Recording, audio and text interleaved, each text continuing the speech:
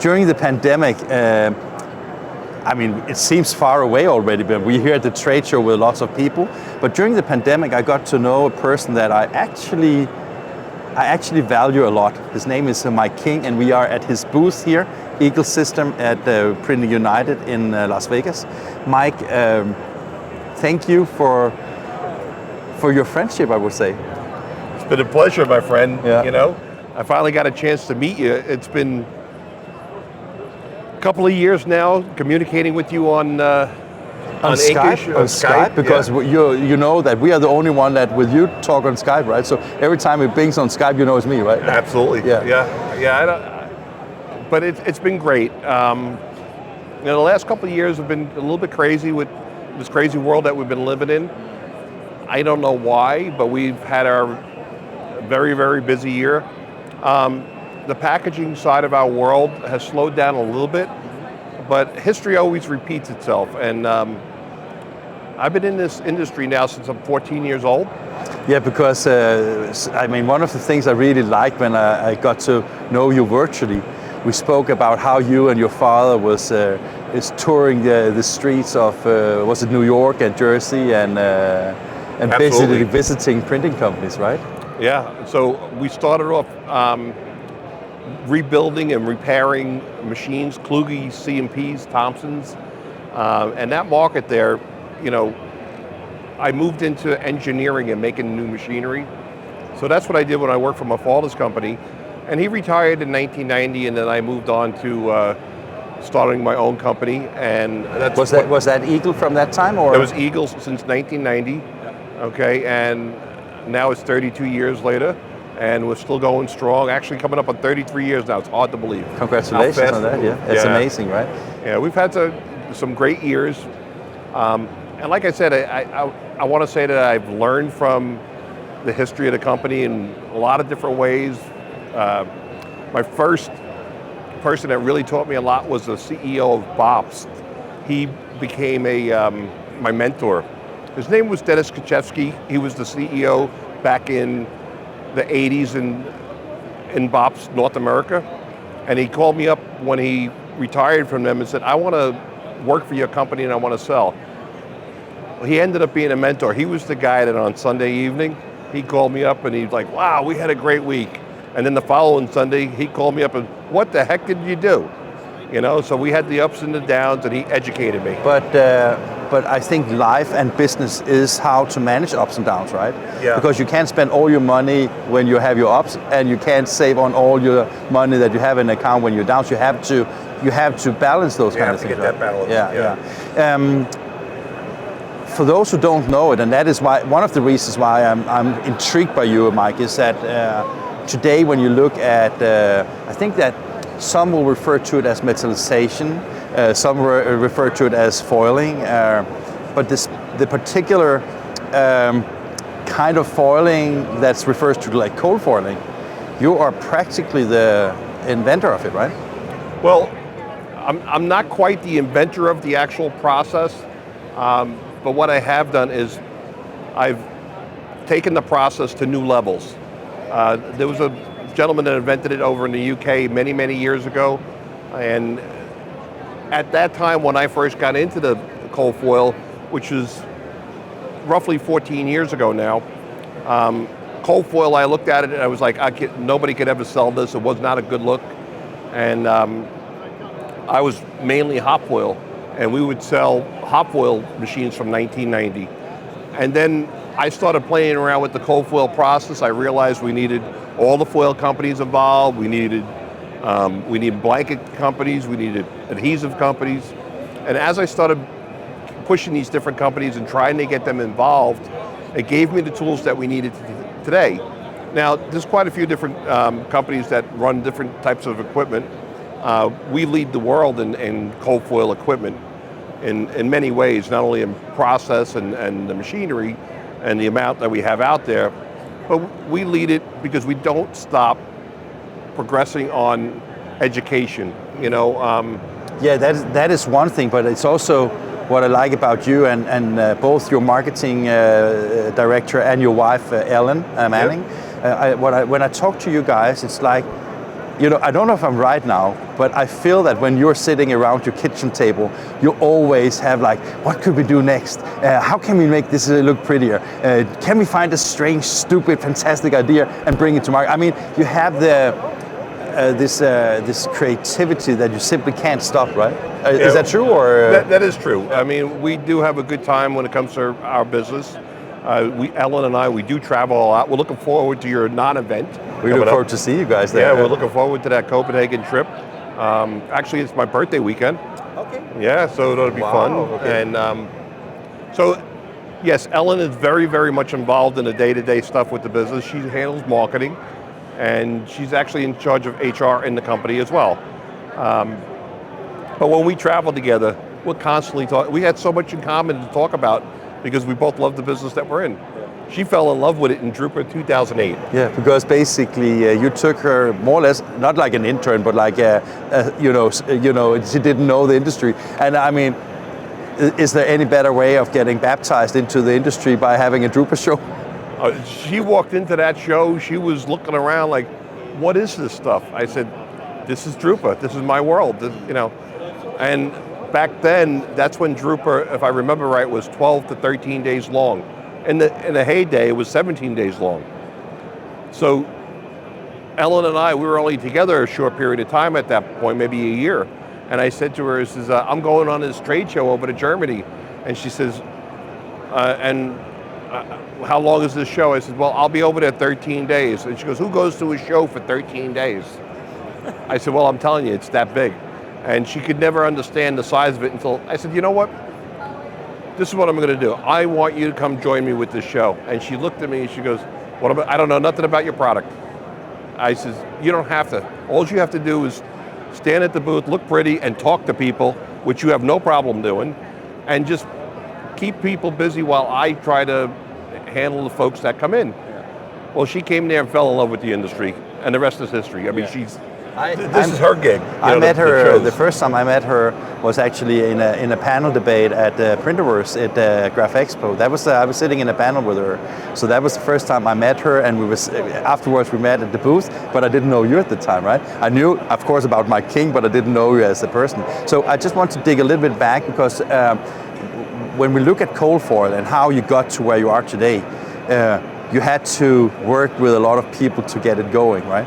Yes. Today, when you look at cold foil, I mean, you can hardly see anything in packaging, especially when you get to the higher level of quality packaging, that doesn't have cold foil, because basically you apply one color of foil and then you overprint on it, right? Yes. That is how did you come up with it? I mean, as you said, it's an idea that was maybe not invented by you, but refined by you. And with the offset presses getting faster and faster and better, you have your foiling technology just needs to cope with the speed of the new machines, right? Yeah. Well, right now, I mean, as far as the cold foil, we can run at any speed that a printing press can handle. It's not the process of cold foil holding it back. The process will go 20,000 sheets an hour without a problem on a KBA or any press that can do it. It's just usually trying to get enough adhesive to lay down, maybe curing a little bit might be an issue. But as far as the actual foil going through the machine, that's not a problem at all. So, you know, the main thing though that's really helped the cold foil market, you can have a nice product and everything, but you need to educate the right people, okay? So both the decision takers, but also the operators, of course, right?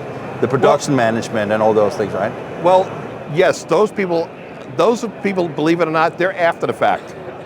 Where I'm going with this right now is we take it to the next step. Like just recently, I was over at a company that I can't really mention, but they said, Mike, can you come in and educate my design crew? There was 40 people there. Now, when I went in there with Tim Kane from Bright Technologies, and we had a 2-hour show and tell. Being 62 years old, I was the oldest guy in the room, and everybody, all these designers were young folks. Nobody was over 28 years old. So we had about 40 of them in the room. The questions came out left and right, and it's a big organization I'm talking about, and we actually got several orders already, and it's a worldwide organization. So what you're saying? So we educate the designer. Yeah, and so basically making sure that the demand is in place because the designers know how to handle the design phase of the product, right? Okay, that's super cool.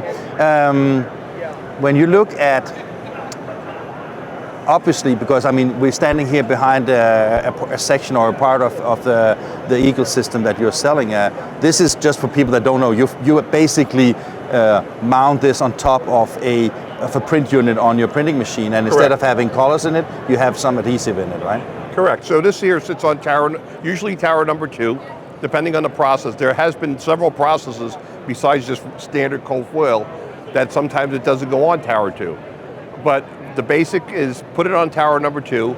So you had adhesive in tower 1, correct, and then you have this one as the first after the adhesive. Correct. Yeah. And then on the tower number 1, you just print the adhesive just like you would print an ink. So wherever you're printing your adhesive, that's where the foil's going to go. Yeah. So then the next thing that happens is, if you want to use this thing for regular printing, you cut the foil, change out your blanket, drop your plate, and now you're off and running. And that really, it's that quick.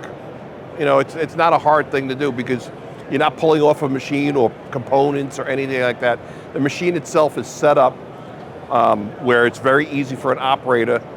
The Eagle is the only fully automatic machine in the world. There is no computer for programming. It knows how big the roll is, how fast you're running. It knows all that stuff just by the hookups that we put on the machine. Cool. So when you see, because you have a few competitors, so when you see the computers with a lot of computer things to it, there's no need for it when you have your type of machine. Is that what you say?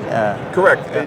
What I look at is like you have the fully automatic machine version as opposed to the cranking the window. Yeah. You know, it's, you know, look, mom, no hands. You know, it's like you don't have to think about it. Yeah. The operator should be thinking about printing. Yeah. He shouldn't be concerning himself with a foiler. You know, you can run one full wide web. You can run any combinations of webs. You can run 2 inches or 50 millimeters, depending on which sizes you understand, or, you know, a 20 millimeter wide piece, or, you know, or 8-inch wide, or whatever, full sheet, and any combination, anywhere you want. You're not limited to having to have dancer systems. There's no dancers.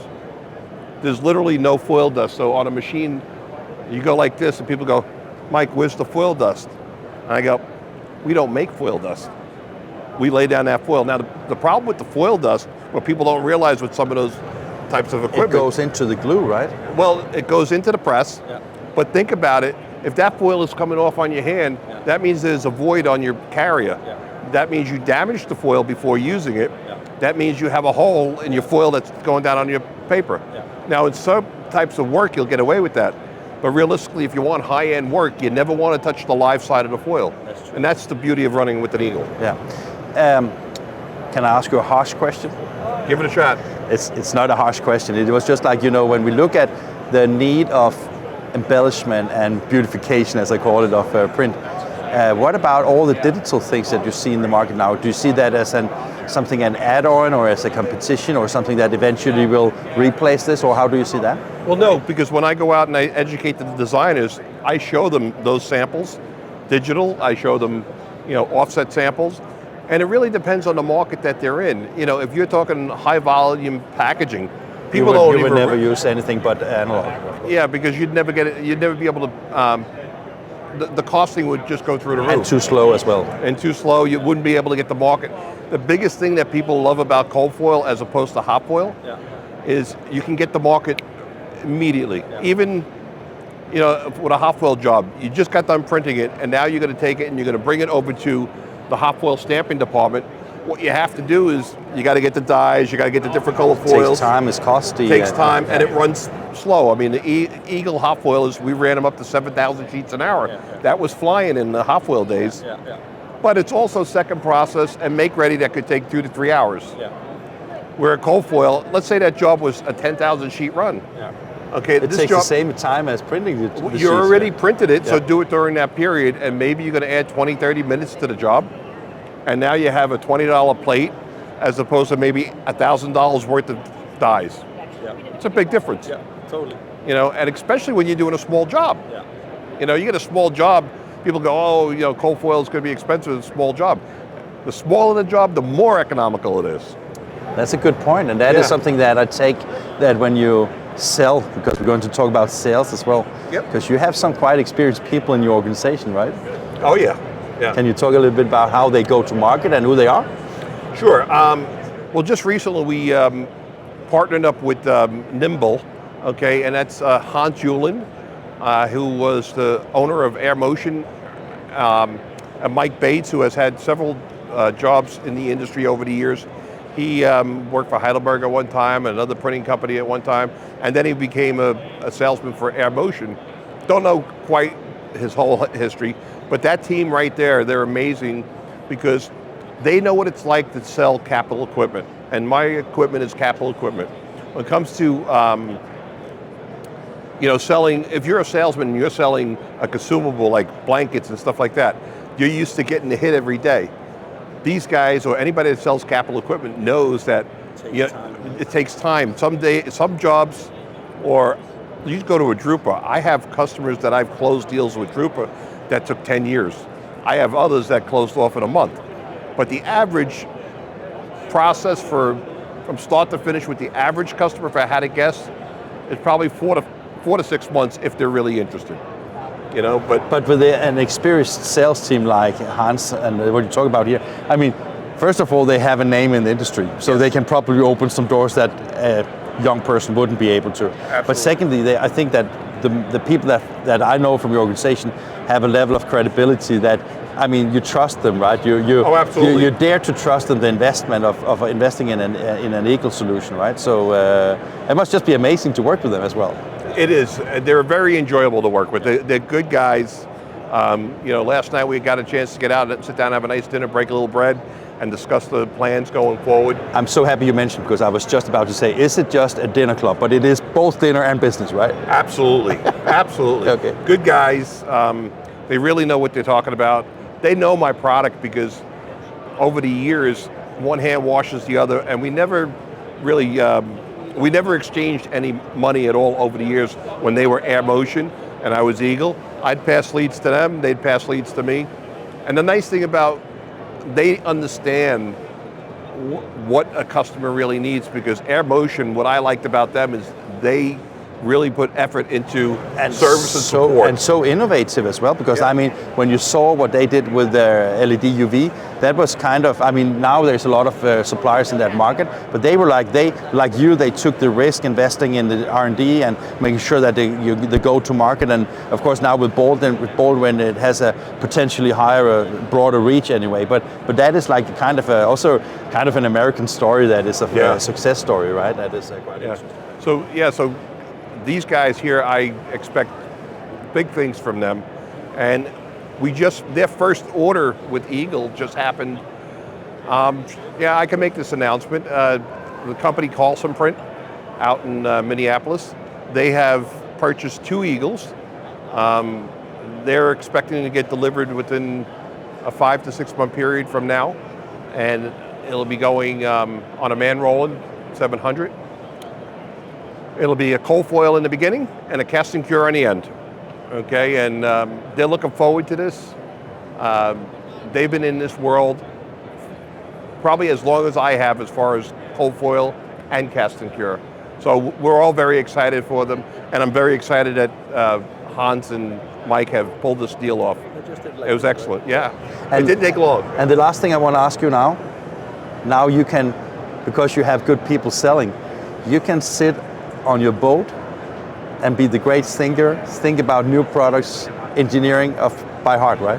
Oh, absolutely. I can sit there now and I have a little desk set up, good size, and I can engineer, nobody bothers me, and come up with some new products, and you know, I can run my conferences from wherever I am, and these guys could worry about the sales, and I can concentrate on bigger and better new things for the company. I have to bother you once because I want to be on your boat.